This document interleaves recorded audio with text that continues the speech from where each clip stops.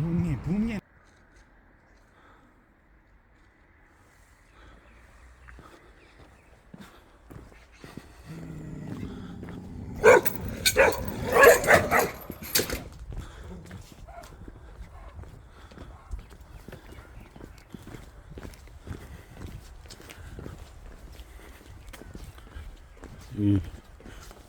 이 주위에 민흥이 들어가지고 밑에 강당에서 안 하고 밑에서 해.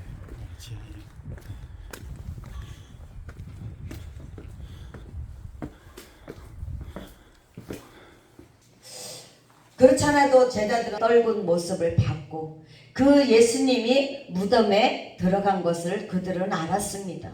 그랬는데 그 예수님이 살아서 뚜벅뚜벅 문을 열고 걸어 들어오셨으니 어찌 놀라지 않겠습니까?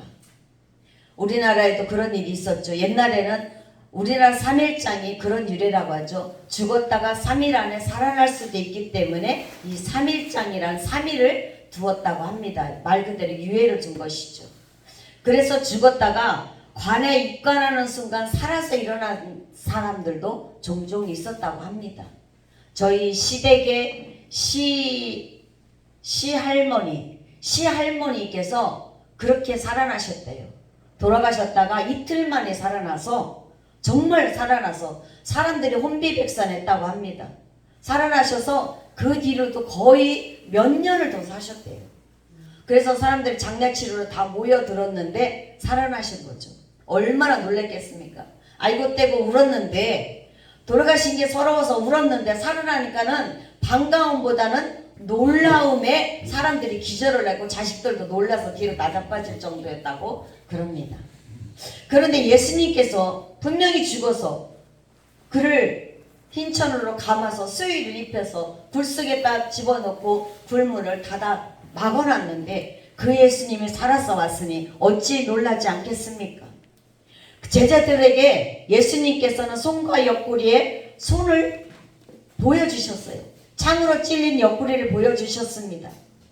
그러면서 제자들에게 뭐라고 말씀하십니까? 19절에 너희에게 평강이 있을지어다 그랬어요.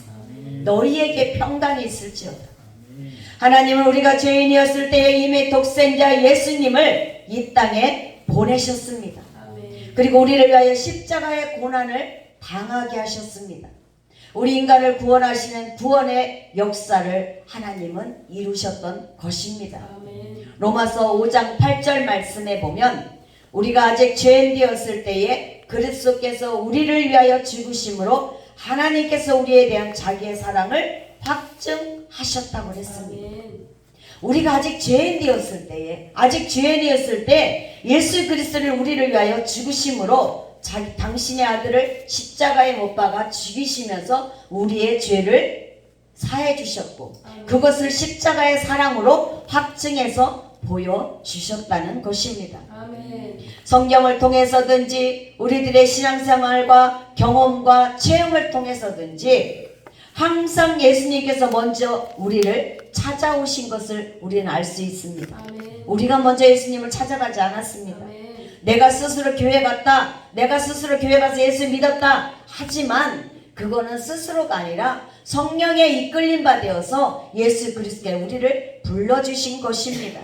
인간들이 내가 먼저 주님을 찾은 것이 아니라는 것입니다. 누구든지 아버지께서 부르시지 아니하면 우리는 아버지께로 올 자가 없다고 요한복음 14장에서 말씀하고 있습니다. 예수님이 곧 길이요 진리요 생명이라고 했습니다. 예수님으로 말미암지 않고는 아버지께로 올 자가 아무도 없다고 분명하게 성경에서 예수님은 그렇게 말씀하고 계십니다. 내가 먼저 주님을 믿고서 구원 얻은 것이 아니라는 것입니다. 어떤 사람들은 내가 예수를 스스로 믿었다고 하는데 착각해서 벗어나야 되는 거예요. 스스로 우리는 예수님을 믿은 것이 아닙니다. 예수님께서 우리를 불러주셨고 우리를 믿게끔 우리에게 믿음을 주셨던 것입니다. 주님께서 나를 찾아오셔서 구원해 주신 것입니다. 이사야 43장 1절에 분명하게 하나님은 말씀하고 계십니다. 뭐라고 하시냐? 이스라엘아 너를 지으신 이가 말씀하시느니라 그랬어요. 그러시면서 너는 두려워하지 말라. 내가 너를 구속하였고 내가 너를 지명하여 불렀나니 너는 내 것이라. 누구 것이라? 하나님 것이라. 저와 여러분 우리는 우리 것이 아니라는 겁니다. 누구 것이라? 하나님 것이라. 하나님께서 우리를 지명하여 불렀다는 거예요. 지명은 콕 집었다는 것입니다. 내가 너를 콕 집었어. 콕 집어서 우리 하나님 우리를 부르셨습니다. 오늘 본문 말씀 중에 예수님께서 제자들에게 하신 말씀 우리가 깊이 한번 상고해 보면 축복의 말씀을 발견할 수가 있습니다. 부활하신 주님께서 오늘 우리에게 이 시간 은혜와 사명이며 평강의 축복을 주셨습니다. 오늘 저는 우리가 함께 나눌 은혜의 말씀을 주님이 주시는 평강의 축복이라 이렇게 정해봤어요. 주님이 주시는 평강의 축복. 우리 스스로는 이 평강을 찾을 수가 없습니다. 내 스스로 평안을 찾을 수가 없다는 것이죠. 누가? 주님이 우리에게 평안을 주셔야 되는 거예요. 주님이 제자들에게 오늘 찾아오셔서 그러셨잖아요. 너희에게 평강이 있을지어다. 주님은 우리에게 평강의 은총을 주셨습니다. 19절 말씀에 보면 두려움에 떨고 있는 제자들에게 주님은 말씀하십니다. 제가 거듭 말씀드리지만 너희에게 평강이 있을지어다. 이 시간 주님은 우리에게 그렇게 말씀하고 계신 줄로 믿습니다. 저와 여러분들 속에 주님의 평강이 있으시기를 주의 이름으로 축복드립니다. 지금 제자들에게 가장 절실하게 필요한 것은 무엇일까요? 두려움 속에 떨고 있는 그들에게 제일 절실한 것은 평안일 것입니다. 마음의 평강일 거예요. 얼마나 두렵고 무섭겠습니까? 그 제자들을 잡으러 혈안되어 뛰어다닐 군사들을 생각해 보세요. 언제 들이닥쳐서 자기들도 잡아다가 예수님처럼 못 박아 죽일지 채찍질할지 알 수 없는 상황이잖아요. 오늘 우리가 여기서 예배 드리고 있는데 예수 믿는 사람들을 잡아 죽인다고 해보세요. 우리가 여기서 예배를 이렇게 마이크를 들고 떠들며 찬양하며 예배 드릴 수 있겠습니까? 조용히 쳐들지 마. 밖에 나갈까봐 불빛 새어날까봐 막 천막을 가리고 불을 다 끄고 막 난리를 칠 거예요. 왜 그럴까요? 두려워서요. 제자들은 오늘 문들을 닫아 걸었대요. 문마다 다 닫아 걸고 그들은 숨을 죽이고 있었던 거예요. 그곳에 우리 주님이 찾아오셨다는 것입니다. 사람들은 저마다 환경에 따라서 절실하게 요구되는 것이 있습니다. 배고픈 사람에게 절실한 것은 뭐예요? 밥이에요. 먹을 것이에요. 배고픈 사람에게 돈 줄게. 사 먹을 거 아무것도 없는데 돈 아무리 많이 갖다 주면 뭐예요? 먹을 걸 주는 게 가장 시급한 것입니다. 가장 절실한 것입니다. 일자리가 없는 사람에게는 일자리가 가장 절실한 거예요. 병든 자에게는 지금 내 건강을 회복하는 것이 제일 절실한 것입니다. 병든 자에게 운동하러 가자, 맛있는 거 먹으러 가자, 아무리 해도 소용없어요. 먹을 수가 없는데, 일어날 수가 없는데, 그 사람에게는 가장 절실한 것은 빨리 건강을 찾는 것이 가장 시급한 문제인 것입니다. 죄인에게는 죄의 사함을 받고 구원 얻는 것이 가장 절실한 것입니다.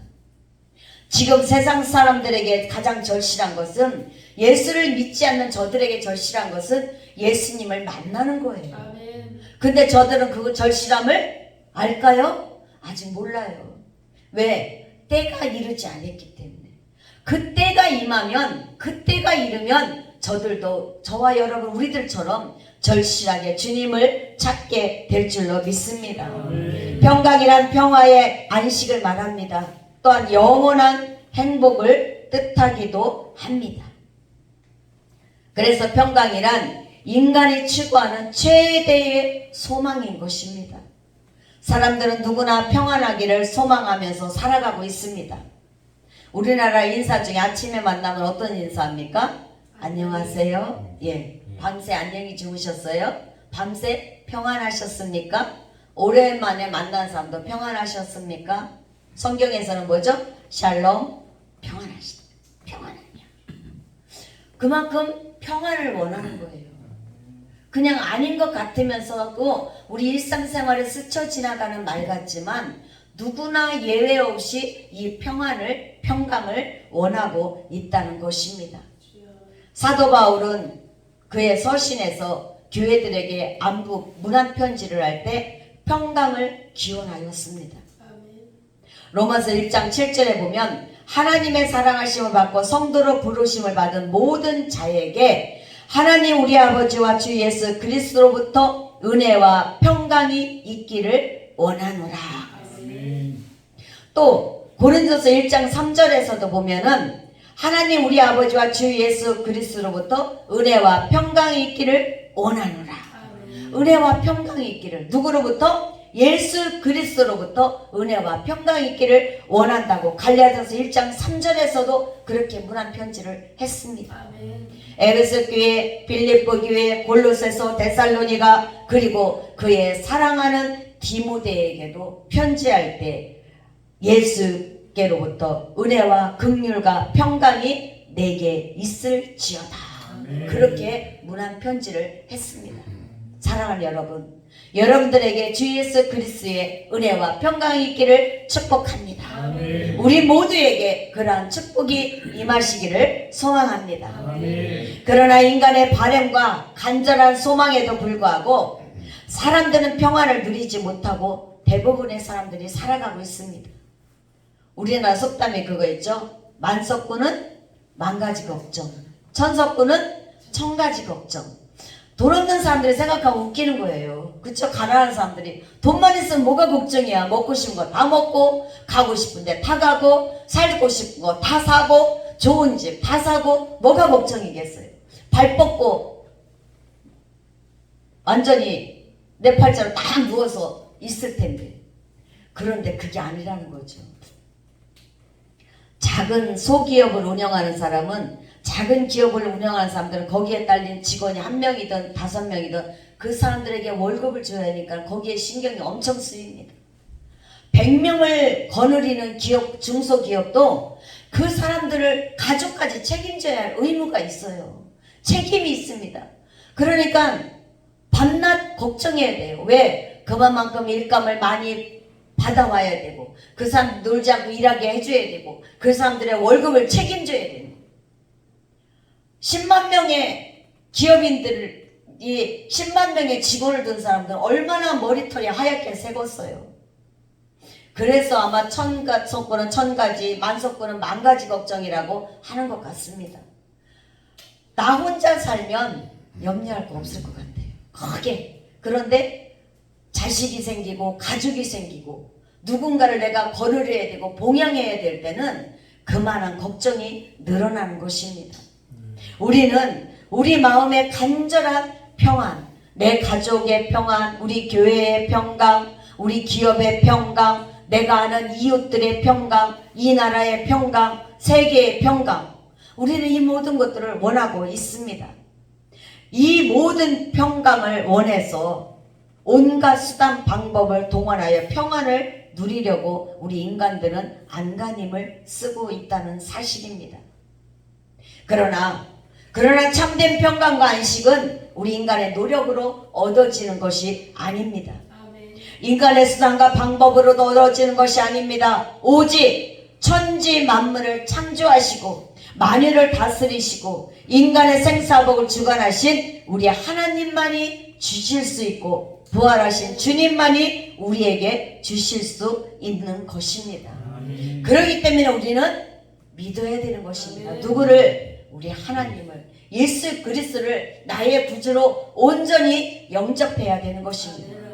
교회 뜰만 밟고 왔다 갔다, 성전 뜰만 밟고 왔다 갔다는 교인이 아니라 하나님의 성도가 되어야 되는 것입니다.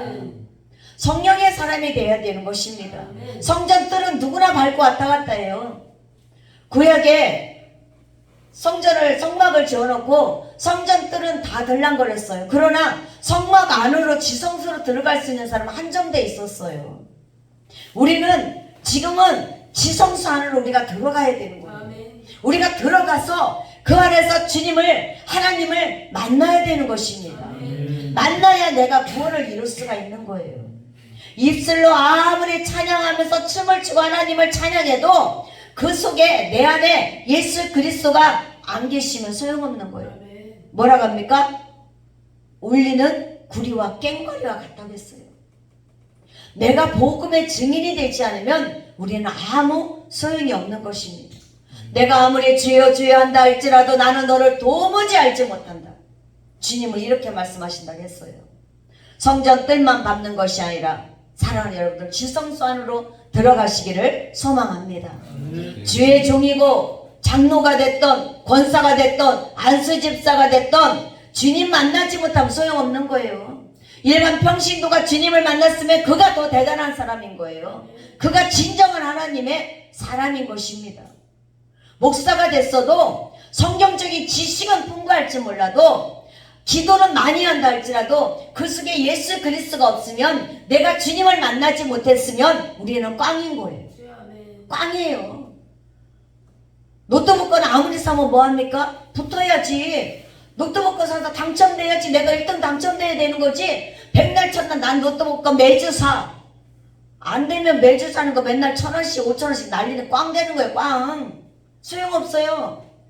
어쩌다 가물에 한번 콩날 1년에 한번 로또 복권 샀는데 그게 떡하니 단 6등이라도 5등이라도 당첨돼야 1등이라도 돼야지 그 사람이 최고인 거잖아요. 예수님을 만나야죠. 만나지 않으면 소용없는 것입니다. 주님을 만날 수 있기를 소망합니다. 물론 여기 계신 여러분들 주님을 만나신 줄로 믿습니다. 성령 받으신 줄로 믿습니다.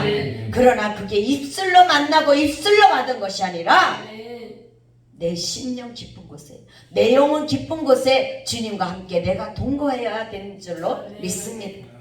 신명기 30장 19절에서 이렇게 말씀하고 있습니다.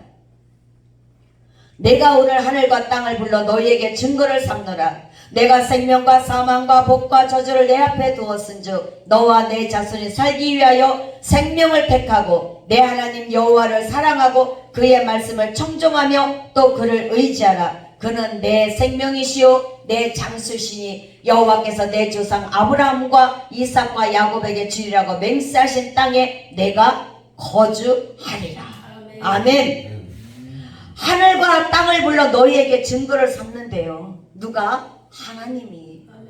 내가 생명과 사망과 복과 저주를 우리 앞에 두었다는 것입니다. 이 생명과 사망과 복과 저주가 다 누구한테 있다? 하나님께 있다는 것입니다. 그러므로 우리는 우리 자손들과 살기 위하여 생명을 택하고 내 하나님 여호와를 사랑하라는 것입니다.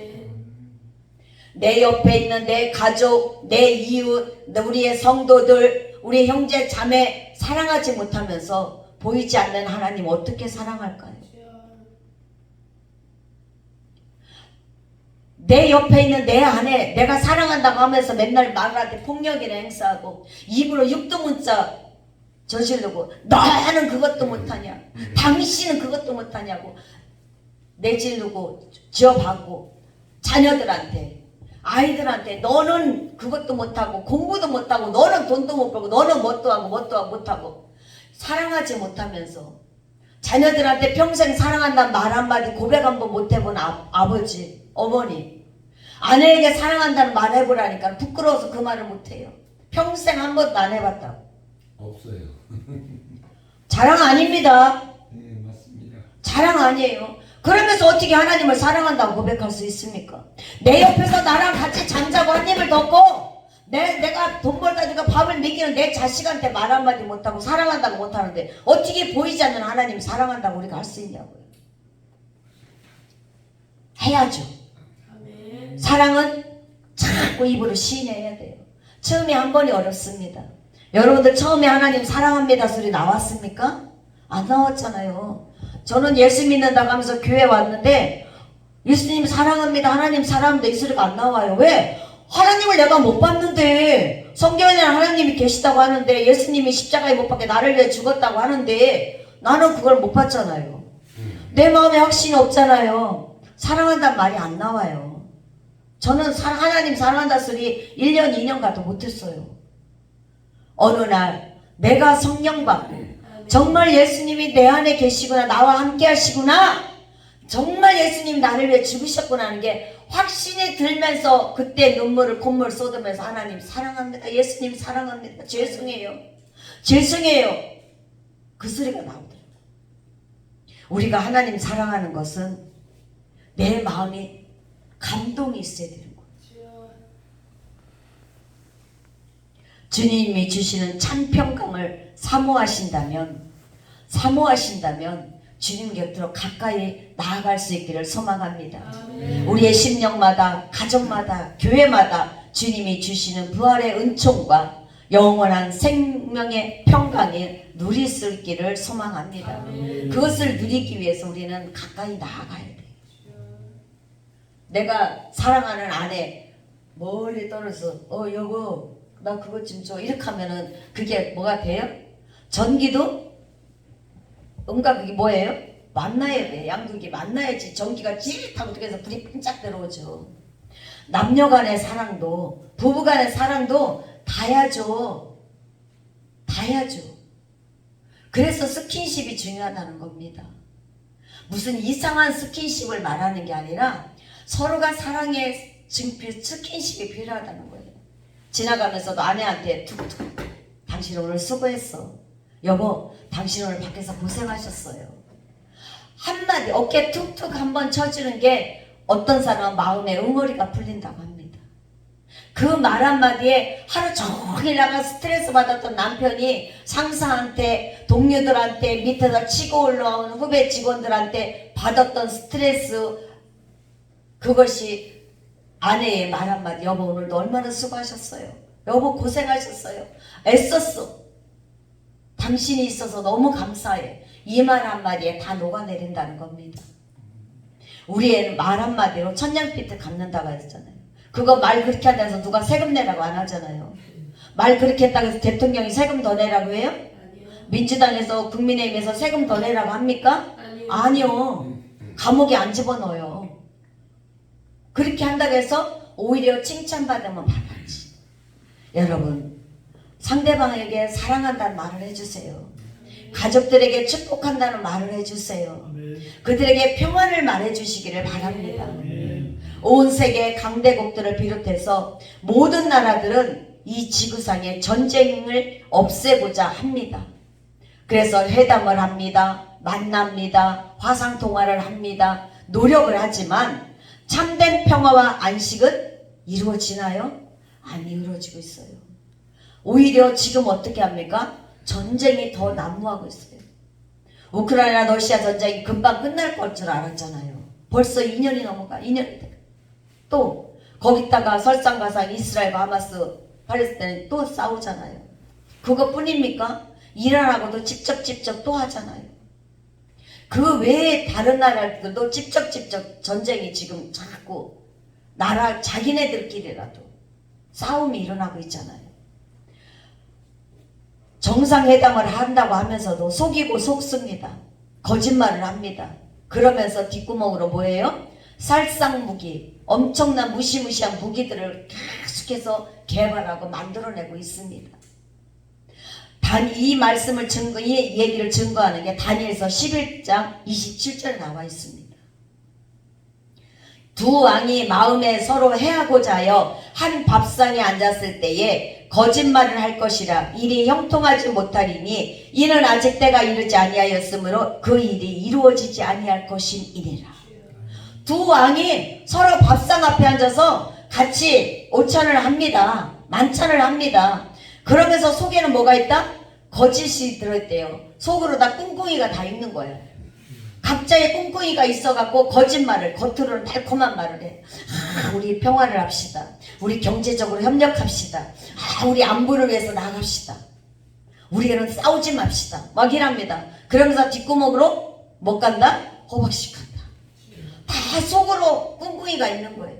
그러고 나서는 뭐예요? 무시무시한 무기들을 개발하잖아요. 그 무기가 터지면 어떻게 돼? 당장 멀리가 아니라 조 위에 있는 정은이만 가도 그러잖아. 조 위에 있는 정은이. 얼마나 대한민국에서 많은 걸 갖다 줬습니까?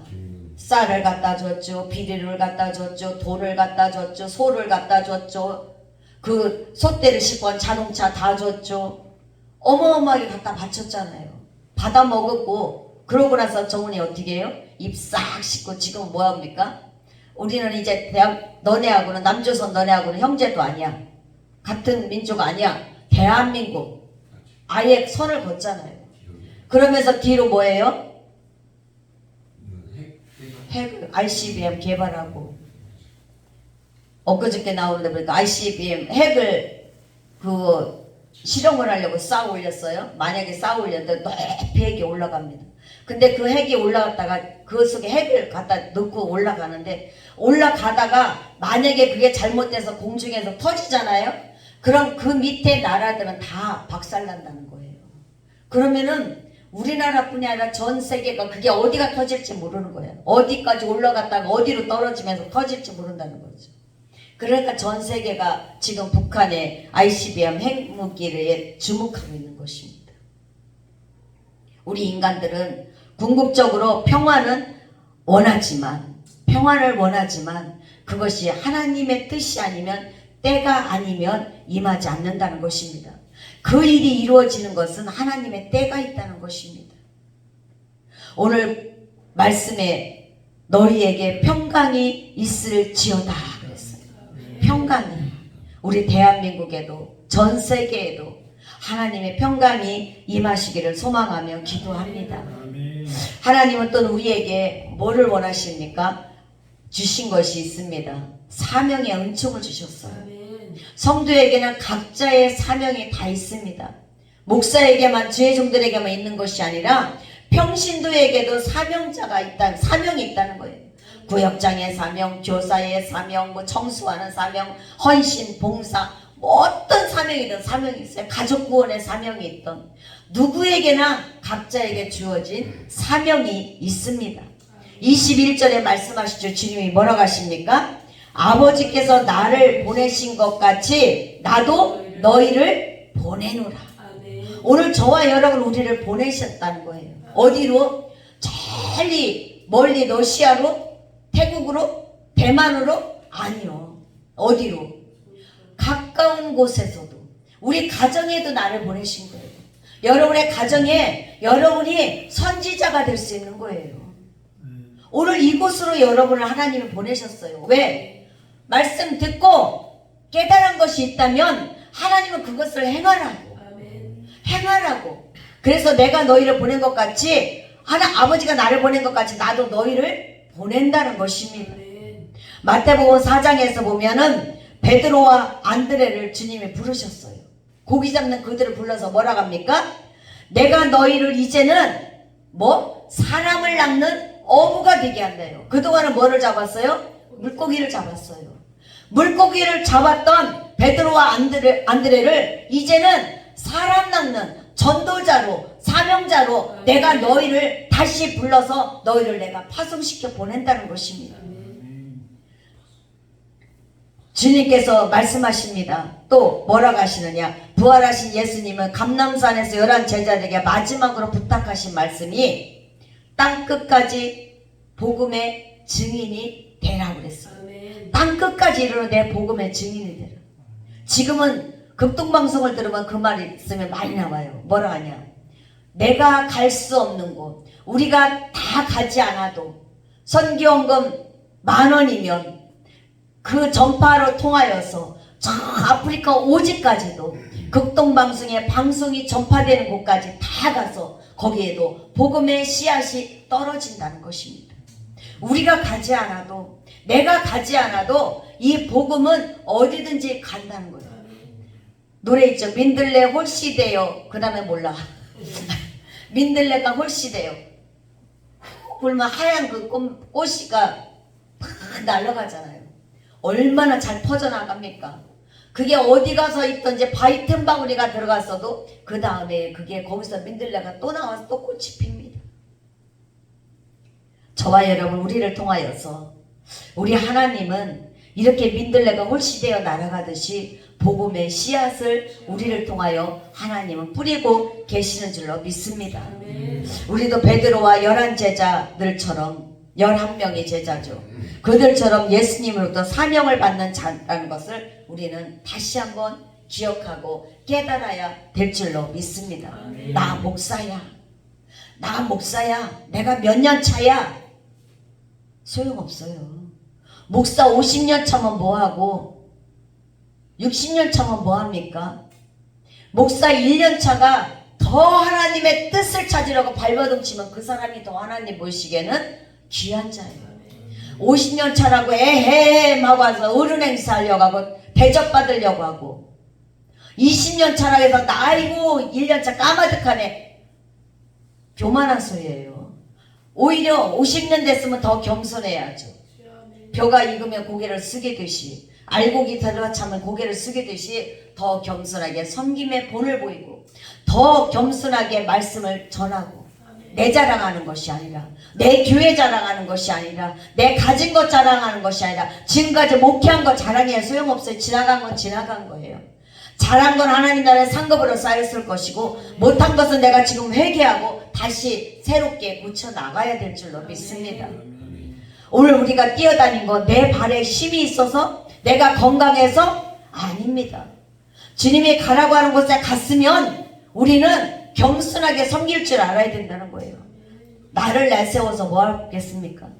저를 비롯해서 여기 있는 우리들보다 잘난 사람 얼마든지 많습니다. 수천 수만이 우리보다 잘났습니다. 근데 왜 오늘 이 시간 우리를 여기에 보내셨을까요? 저같이 무지렁이 같은 저를 왜 여기다 세웠을까요? 여기에 초신자가 있는 것도 아니고 일반 성도들이 막 와서 버글거리는 것도 아닌데 왜 주의 종들 앞에서 왜 설교를 하게 할까요? 처음에 저는 갔는데 기도원이라고 갔는데 다 목사님들만 앉아있어. 기가 막히고 코가 막히고 손이 떨려갖고 이게 마이크를 못 잡았어요. 그래서 뽑아놓고 강대상을 있는 데는 힘을 주고 붙잡았어요. 왜? 나보다 기라성 같은 목사님들인데 보니까 연세도 많고 나보다 연세도 높고 얘기 들어보니까 목회 경력도 나보다 몇 kop절 많은 사람들. 나는 이제 겨우 해병아리 5년, 6년, 7년밖에 안 됐는데 20년, 30년 된 목사님들, 15년 된 목사님들이 앉아있는데 거기서 뭐라고 저는 설교를 해요. 성경도 나보다 얼마나 더 잘하는 분인데 뭐라고 설교해요? 말씀을 가르칠 거예요. 기도를 가르칠 거예요. 찬송을 가르칠 거예요. 뭐라고 가르칩니까? 아이다 모르겠다. 나는 내가 준비해온 거니까 나는 그냥 다 성도라고 생각하자. 그냥 딱 감았어요. 그러고 사랑하는 성도 여러분 그랬어. 맞잖아요. 하나님 앞에 우리는 성도잖아. 애따 물었다. 나 자르려면 자르시오. 가지고 뭐 한 백 안 하면 되지 뭐 그러고서 그냥 했어. 나중에 내려오는데 다리가 힘이 빠져갖고 우리는 왜 우리를 보냈었을까? 누군가는 들을 자가 있다는 거예요. 누군가는 그 말씀을 듣고 깨달을 자가 있다는 거예요. 흘러 지나가는 얘기도 누군가는 그게 귀한 보약이 될 수 있고 누군가는 그게 쓴 진통제가 될 수도 있다는 거예요. 받았으면 삼켜야죠. 삼켜야 진통제도 진통제 역할을 해서 아픈 곳을 치료하죠. 고통을 멈추잖아요. 받았으면 보약이 독약 같더라도 마셔야 돼요. 그러면은 내 면역력이 높아지는 거예요. 어떤 면역력? 신앙의 면역력이 높아진다는 거예요. 마태복음 20장 1절 이하의 말씀에 보면 포도원의 일꾼에 대한 비유의 말씀이 나옵니다. 하나님 나라의 포도원의 일꾼으로 뽑힌 사람들은 저와 여러분 우리라는 거예요. 저 2000년 전에 이스라엘에만 있는 것이 아니라 오늘 우리도 포도원의 일꾼으로 뽑혀서 지금 여기 앉아있다고 생각해 보세요. 그럼 어떻습니까? 지금 주인이 보고 계세요. 어디서 저쪽에서. 그러면은 꾀를 부릴 수 있어요? 눈 감고 그냥 아유 빨리 시간 지나가라. 아유 저 목사 오늘 왜 이렇게 말이 많고 잔소리가 길어. 시간만 때우고 있네. 이러겠어요? 한 1분이 아쉬운 거예요. 주님께서 오늘 저와 여러분을 보내신다고 했습니다. 이 말씀은 내가 너희를 보내노라는 명령사예요. 그냥 부탁이 아니라 명령인 것입니다. 주님으로부터 어디든지 가라는 명령을 받은 우리라는 것입니다. 사도행전 2장 8절에서는 땅끝까지 이르러 내 증인이 되라 명령이에요. 마태복음 28장 20절에는 모든 민족을 제자로 삼아 아버지와 아들과 성령이 이루는 세례를 베풀라 그랬어요. 마가복음 16장 15절에서는 온 천하에 다니며 만민에게 복음을 전파하라 그랬어요. 명령사인 것입니다. 사도 바울은 디모데후서 4장에서 이렇게 말해요. 하나님 앞과 살아있는 자와 죽은 자를 심판하실 그리스도 예수 앞에서 그가 나타나실 것과 그의 나라를 두고 엄히 명하노니 너는 말씀을 전파하라. 때를 얻든지 못 얻든지 항상 힘쓰라. 여러분이 들어도 그만 안 들어도 그만이에요. 저는 여러분들이 듣는다고 해서 저한테 여러분이 돈 줄 거 아니고, 여러분이 들었다고 해서 내가 여러분들한테 고맙다고 돈 줄 것도 아니에요. 왜? 저는 너 가, 반석교회 가서 너 전해. 너 가서 말씀 전해. 일하면서 시간 틈틈이 컴퓨터 켜놓고 잠깐 짬나는 시간마다 올라와서 보고 또 고치고 수정하고 하면서 설교 준비해서 왔습니다. 시간이 없어서 설교문을 녹음을 해갖고 오면서 차 안에서 계속 들으면서 왔어요. 계속 설교문을 보고 고치고 했지만 볼 때마다 틀려. 아이고 이거 아니네. 또 다음 시간에 또 와서 또 보면 아이고 이 말씀 아니네. 또 빼고 또 다른 거 집어넣고 시간 역사하는 것이 틀리더라는 거예요. 하나님은 오늘 우리에게 나에게 어떤 말씀을 주실지 이 말씀을 전하면서 저는 이건 나에게 하시는 말씀이구나. 저는 그렇게 늘 생각해요. 그렇게 생각하고 말씀을 갖고 전하면서 상대방에서 은혜를 받던 안 받던 그건 여러분들 책임이고 나는 내가 은혜 받아. 저는 제가 은혜 받아요. 왜? 내가 이런 것이 부족했구나. 평강을 외치면서 평강해야 하라고 했으니까 우리 평강하십시오. 평강해야 됩니다 하면서 가만히 이 설교를 준비하다 보니까 나는 평강하지 못하더라. 염려로 가득 찼어. 오늘 오전에 정선천 목사님 그랬잖아요. 그게 너무 좀 그렇다고.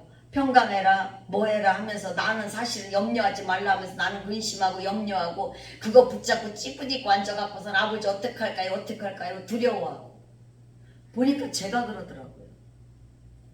설교를 하면 준비하면서 이거 어떡하지 이 문제 이거는 어떡하지 이거 내일까지 해결돼야 되는데 내일까지 이만큼 돈이 있어야 되는데 이번 주에는 이게 해결해야 되는데 막 머리가 터질 것 같아.